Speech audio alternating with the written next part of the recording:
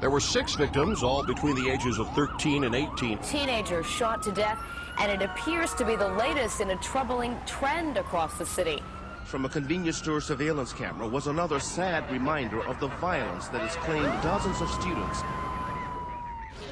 With 2 gunshot wounds, his injuries are not known at this time. A lot of people who are young are dying really early when they're not supposed to. You're losing children, the ones that are doing the shooting and the ones that are dying because of the shooting.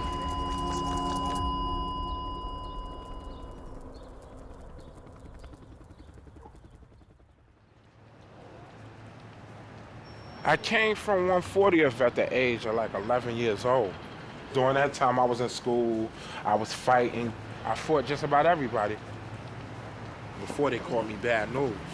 That was everything bad that you didn't want to know or come in contact with. My first time getting shot up, I got shot right here in the middle of the street. One of my young guys caught feelings on the way I was dealing with one of the dudes that he rocked with. I was going off emotions and I was feeling some type of way, so I'm fighting right here in the middle of the street. He felt some type of way about it, so he caused himself being a hero and saving this dude. But in the process of trying to save his dude or help his dude ended up getting a lucky hit on me. Me and him getting into an altercation, we started flipping words and going back and forth. He pulls out, shoot me 2 times in my stomach. Then next 5 seconds, I get shot in my back. And then I falls down and I'm laying on the ground. My guy was asking me, can you move your legs? I was like, nah, I can't move nothing right now. He kept saying, yo, Bad, I told you to chill, I told you to chill. And I'm looking at him, I'm saying to him, like, I wanted to chill, but how do I chill on bad news? Being a young guy out here, we're taught you have to show and prove who you are. Where's the learning? Where's the teaching? Where's the betterment at it?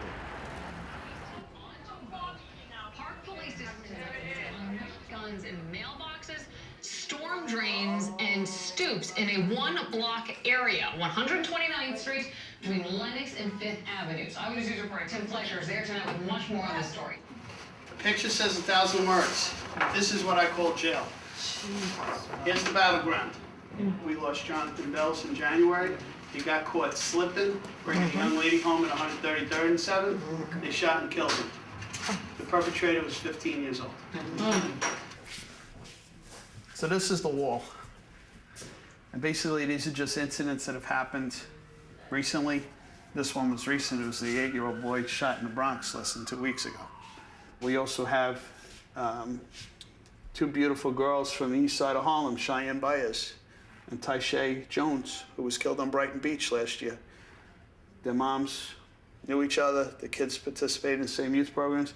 And Cheyenne, this is her mother, Lisa.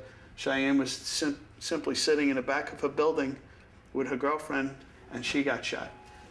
Like, little kids in my building, they think that's all right. Like, somebody dying, like, oh, okay, now I get to get another chain. Like, it's not like, okay, somebody died. Like, you go to my head, you ask them why. Like, I've asked them, like, why y'all don't like each other? Like, what's the beef? These people coming over here to my society, they don't live over here. So, I'm gonna kill them, and that's just how it's gonna be, and it's just gonna continue. I don't know why I'm killing them. I got beef with somebody, and I don't know why I got beef with them, but the rest of my friends do, so I'm gonna have beef with them too. Like, last year, we had about 300 cases involving possession of loaded firearms, and about 25% of those cases or more involved young men and women 18 years and younger. I mean, look at the stack of portraits you have there. It's just unbelievable. Right. This is the boy you talked about, you said on the east side, Taft Johnson. Yes. This was a 15-year-old boy. He just got killed, right? They called him Chicken Ding. Yes. He got killed in June. That was Taft Johnson. Yes. Yeah. Yes. Assistant Commissioner O'Connor came, as some of you are looking at the pictures, and I'm glad he started you to see the pictures so you can see how real stuff is. Even though we lost our children, but sometimes you have to see for yourself what other families are going through and how real it really, really, really is. I lost my, not only my oldest son, my firstborn, my friend. I saw him the night that he was killed. He came and he went to sleep, and then he got up and when he said, okay, Mom, I'll see you tomorrow. and he gave me a bear hug, because that's what we used to tease him. I said, "You're gonna break my back, you hug me so hard." But I just am so grateful to God that I just got a chance to say goodbye to my son. Because I know God sent him there to say, because he left my house at 12 o'clock and he was killed at 1:15.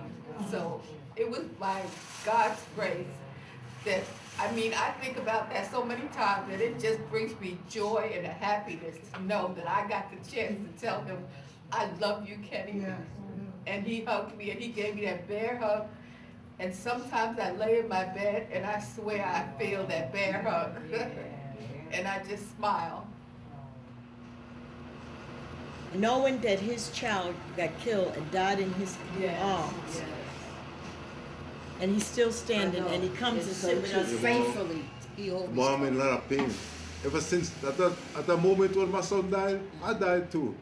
A part of me died. And I'm hurting. I'm hurting. I'm hurting right now. I'm always hurting. There's no like, I'm not scared of nothing now. Someday I want to die. That's why I end up with the UL. I tried to commit suicide at one time. When somebody die and you realize you have no hands on it, you can't stop and go time out, chill, I don't want this lifestyle no more, let him live. Hearing people die and listening to the last words that they say, it don't only be for them, it be for you as well.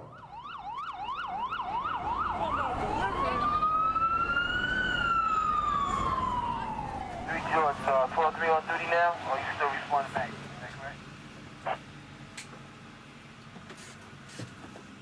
We have to realize that as emergency responders that we do all that we can do for a patient. Sometimes we have great outcomes and they make it and they get to go home to their families, but at the same time, we realize that we didn't cause the problem. We did everything we can. The gun violence and kids and family members having to put up and deal with that, I'm gonna show you the room where you don't want your family to ever be on the other side of the glass because you chose to be young and run in the streets. You know, these are the tables, again, that they use to bring us the bodies down from other floors in the hospital.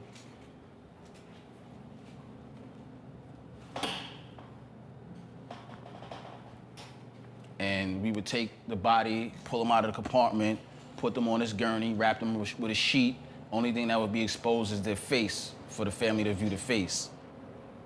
You don't want to put yourself in that kind of a position in life to where you would have to have your mother or grandmother, or aunts, uncles, little brothers, little sisters, whoever may love you, your best friends, your teachers, have to be on the other side of that glass crying, wishing they could touch you. Most of the times we pick up these kids or adults, they shot, and the first thing I did, Mom, please don't let me die, you know?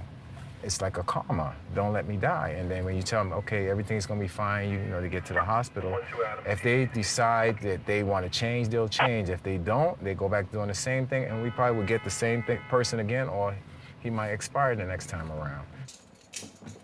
This is the autopsy saw. This is what we would use to cut open the human head and any other bone that's necessary to cut, because sometimes you may have to cut ribs. And if the doctor needs a piece of the spinal column, he'll use this saw to cut out the spinal column.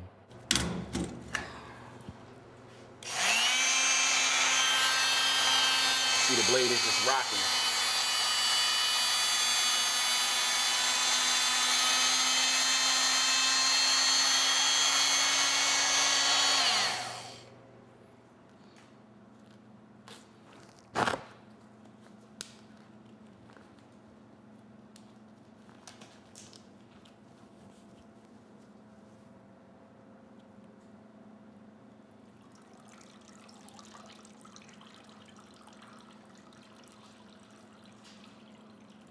Yeah, that's the formalin dripping out of what it's wrapped in.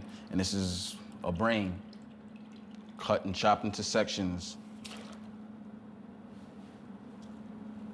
Yeah, here's it even open.